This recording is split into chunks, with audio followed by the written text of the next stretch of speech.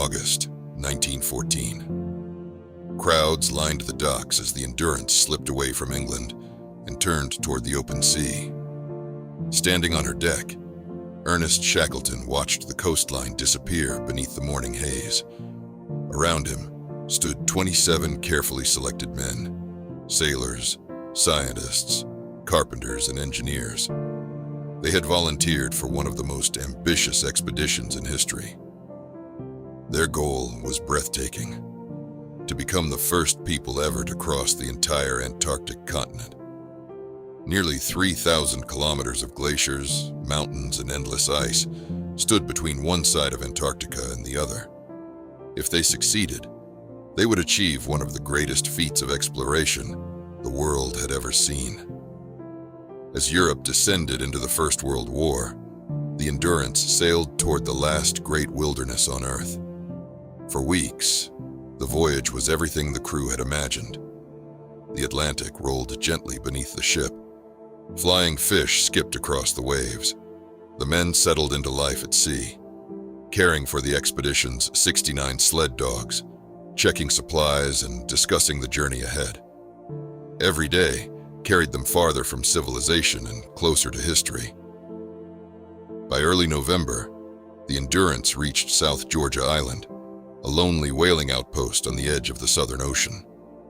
Shackleton met several experienced Norwegian whaling captains who knew Antarctica better than almost anyone alive.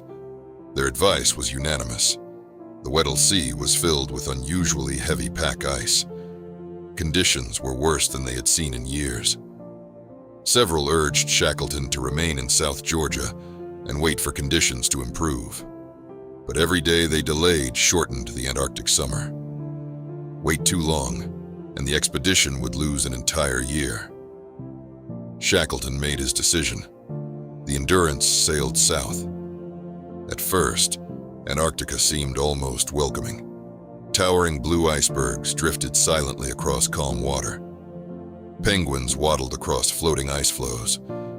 Curious seals lifted their heads as the ship passed.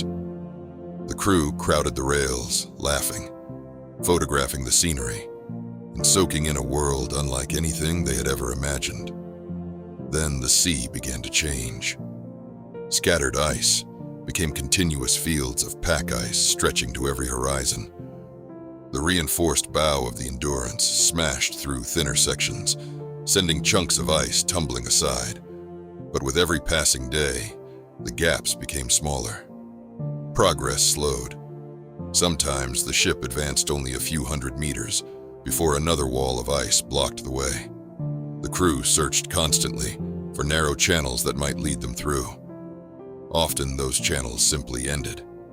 Still, Shackleton refused to turn back. Surely the ice would begin to open. Instead, it closed completely. On January 18th, 1915, the Endurance ground to a halt. The engines roared, the propeller churned. The crew threw their combined strength behind the ship, trying to rock her free. Nothing happened. The frozen sea had claimed them. At first, nobody panicked. Polar ships became trapped from time to time. Changing winds usually opened fresh leads within a few days. The crew expected to be moving again before long. But the days slipped into weeks. The weeks became months. The Endurance never moved again. Instead, the drifting pack ice carried the trapped ship wherever nature decided. The expedition was no longer sailing through Antarctica. Antarctica was carrying them. As the sun disappeared below the horizon, winter arrived. Darkness settled over the frozen ocean. Temperatures plummeted below -30 degrees Celsius. Blizzards swept across the endless white landscape. Beyond the ship, there was only the wind. Shackleton quickly realized that survival depended on more than food. His men needed purpose. Every day followed a routine. Scientists continued recording observations. The crew exercised the sled dogs. Football matches were played on the ice. Birthdays were celebrated. Books were read aloud. Musical evenings echoed through the cabins. For a few hours at a time, the men could almost forget where they were, but the ship never let them forget. Every night, strange groans echoed through the hull. At first, they were little more than creaks. Soon they became deep, thunderous cracks that shook the entire vessel. The moving pack ice was tightening around them, slowly, relentlessly. Imagine millions of tons of frozen ocean squeezing from every direction. No ship could withstand such pressure forever. By October, the signs were impossible to ignore. The decks had begun to buckle. Cabin walls shifted before the men's eyes. Heavy oak beams bent beneath forces no human could stop. Then, on October 24th, the ice struck with terrifying violence. The entire ship lurched sideways. A deafening crack echoed through the hull as enormous timbers exploded apart. Water burst into the lower decks. The crew raced to the pumps. For hours, they fought desperately to keep the ship alive. It was hopeless. Shackleton quietly looked around the vessel that had carried them halfway around the world. Then he gave the order. Abandon ship. No one argued. The crew climbed onto the frozen sea, carrying whatever supplies they could save. Behind them, the Endurance continued groaning like a dying animal. Weeks later, they gathered silently to watch her final moments. The stern slowly rose into the air. The bow slipped beneath the ice. Then, almost gracefully, the ship disappeared forever. Silence returned. 28 men stood alone upon a drifting sheet of Antarctic ice. The nearest civilization lay over 1,000 kilometers away. No one knew exactly where they were. No rescue mission was coming. Shackleton addressed the men with remarkable calm. The ship and stores have gone, so now we'll go home. It sounded impossible, yet every man chose to believe him. The expedition's mission changed in an instant. They would no longer conquer Antarctica. Now they would survive it. The crew had salvaged 3 wooden lifeboats before the Endurance sank.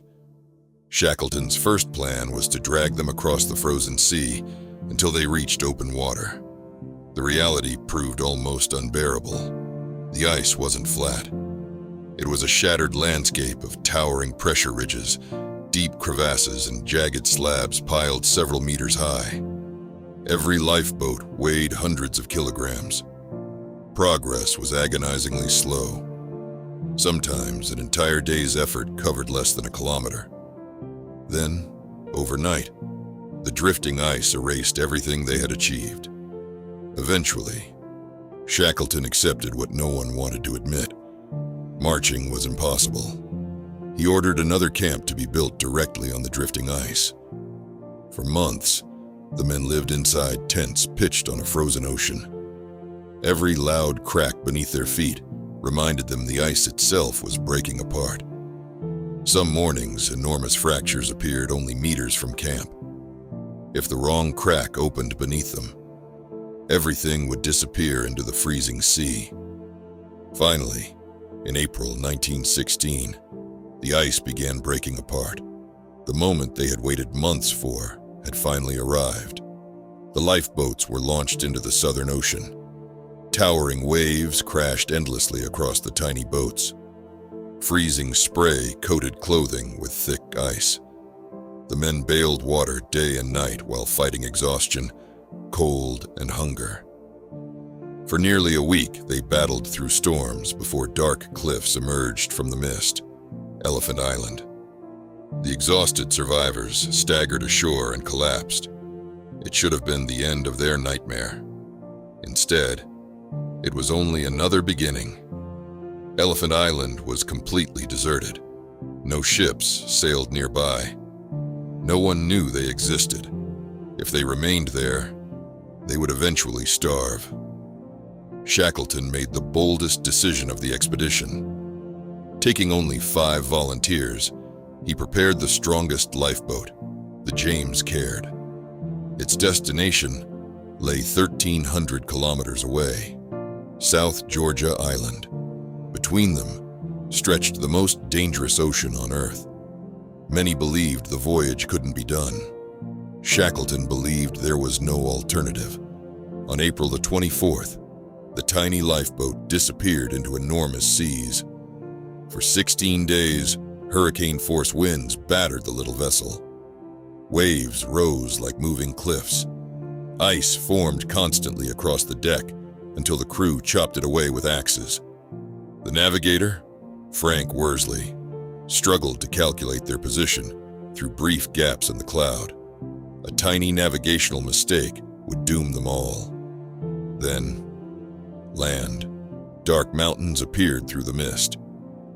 Against impossible odds, they had reached South Georgia. But even now, Antarctica refused to let them go. Violent seas forced the James Caird onto the island's uninhabited southern coast. The whaling stations lay on the opposite side. No one had ever crossed South Georgia's mountainous interior. There were no maps, no climbing ropes, no tents, only glaciers, snowfields, and razor-sharp peaks. Leaving 3 men with the boat, Shackleton, Frank Worsley, and Tom Crean began climbing. For 36 continuous hours, they crossed glaciers, scrambled across icy ridges, and narrowly avoided hidden crevasses. Exhaustion pushed them to their limits. At one point, they found themselves trapped above a steep snow slope. Searching for another route would cost precious time. Instead, the 3 men simply sat down and slid. Hundreds of meters. They somehow reached the bottom alive. Then, carried across the wind, they heard a sound they had not heard in nearly 2 years. A steam whistle. Civilization. Hours later, 3 exhausted, frost-covered figures staggered into the whaling station. The station manager barely recognized Shackleton. But there was no time to celebrate. 22 men were still stranded on Elephant Island. Again and again, rescue attempts failed. Sea ice blocked every approach. Weeks became months. Winter drew closer. Finally, on August 30th, 1916, a Chilean ship forced its way through the remaining pack ice.